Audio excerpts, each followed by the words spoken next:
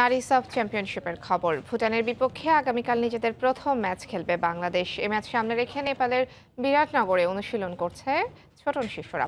সাফ চ্যাম্পিয়নশিপে এর আগে রানার্স আপ হলেও কখনোই শিরোপা জেতা হয়নি বাংলার মেয়েদের। তবে এবার অধরা ট্রফি জয় করেই ঘরে ফিরতে চায় ছোটন শিশুরা। ভুটানের বিপক্ষে প্রথম ম্যাচের আগে নিজেদের দুর্বলতার জায়গাগুলো নিয়ে কাজ করেছেন মারিয়া মৌসুমীরা। নেপালের আবহাওয়ার সঙ্গে মানিয়ে নেওয়াকে চ্যালেঞ্জ হিসেবে নিয়েছে বাংলাদেশ নারী ফুটবল দল।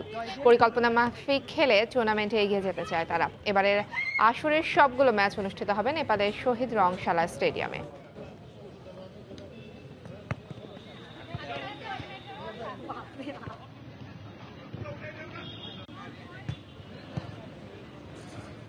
এই মুহূর্তে নেপালে আছেন রিপোর্টার নোমান আব্দুল্লাহ। বাংলাদেশ দলের সবশেষ খবর জানতে আমরা সরাসরি চলে যাচ্ছি তার কাছে। নোমান।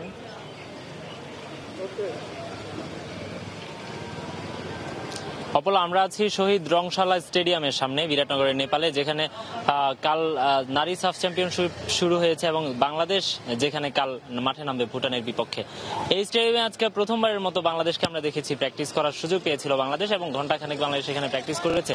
এই মাঠের পরিস্থিতির সঙ্গে মাঠের যে বলে বাংলাদেশ খেলবে সেই বলে বাংলাদেশ প্র্যাকটিস করার সুযোগ পেয়েছিল। তো সব মিলিয়ে বাংলাদেশ চেষ্টা করছে তাদের ওয়েদারের সঙ্গে, তাদের মাঠের সঙ্গে খাপ খাইয়ে নেওয়ার চেষ্টা করেছে। এবং গতকালকে যে নেপাল এবং ভুটানের ম্যাচ ছিল, আপনি জানেন যে সেই ম্যাচে কিন্তু বাংলাদেশ দল এসেছিল এবং বাংলাদেশ দল মাঠে বসে খেলা দেখেছিল। অর্থাৎ এই মাঠের পরিস্থিতি বোঝার চেষ্টা করছে বাংলাদেশ। আপনি গত কয়েকদিন ধরে আমরা যেটি জানাচ্ছিলাম যে বাংলাদেশের এই যে দলটি, এই দলটির উপর কিন্তু বাংলাদেশের প্রত্যাশা অনেক, কারণ এর আগের সাফ চ্যাম্পিয়নশিপে কিন্তু বাংলাদেশ ফাইনাল খেলেছিল। এবারও বাংলাদেশের সেরকমটাই লক্ষ্য, যেটি গত কয়েকদিন ধরেই প্লেয়াররা, ফুটবলাররা, কোচ, টিম ম্যানেজমেন্ট সবাই আমাদেরকে বলে আসছিলেন। তো সেই লক্ষ্যে কাল বাংলাদেশ মাঠে নামবে, ভুটানের বিপক্ষে বাংলাদেশ মাঠে নামবে। এবং ভুটান বাংলাদেশের তুলনায় কিছুটা দুর্বল দল হওয়ায় বাংলাদেশ কিন্তু এই ম্যাচটি নিয়ে বেশ আশাবাদী, এবং ফুটবলাররা সহ সবাই যেটি বলছিলেন যে ভুটানের বিপক্ষে ম্যাচে মাধ্যমে বাংলাদেশ জয় দিয়ে টুর্নামেন্টটা শুরু করতে চায়। এবং এই ম্যাচে যদি বাংলাদেশ জিতে পারে সেক্ষেত্রে বাংলাদেশের জন্য কিন্তু সহজেই সেমিফাইনালে, অর্থাৎ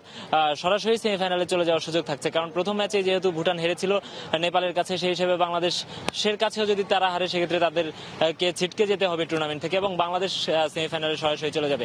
এবং বাংলাদেশের জন্য আরেকটি যেটি ইম্পর্টেন্ট সেটি হচ্ছে পরের ম্যাচ, অর্থাৎ নেপালের বিপক্ষে ম্যাচ, যেটি 16 মার্চ অনুষ্ঠিত হবে। সেই ম্যাচকে টার্গেট করে এই ম্যাচে বাংলাদেশ তাদের ভুটানের বিপক্ষে ম্যাচে তাদের সর্বোচ্চ শক্তি এবং সর্বোচ্চ প্রস্তুতি সেরে নিতে চায়। বাংলাদেশ দল তাদের পূর্ণ শক্তি নিয়ে কালকে মাঠে নামবে বলে আমরা যতদূর এখন পর্যন্ত জানতে পেরেছি। তো অপলা, এই ছিল আমার কাছে রংশালা স্টেডিয়াম এলাকা থেকে সবশেষ খবরাখবর।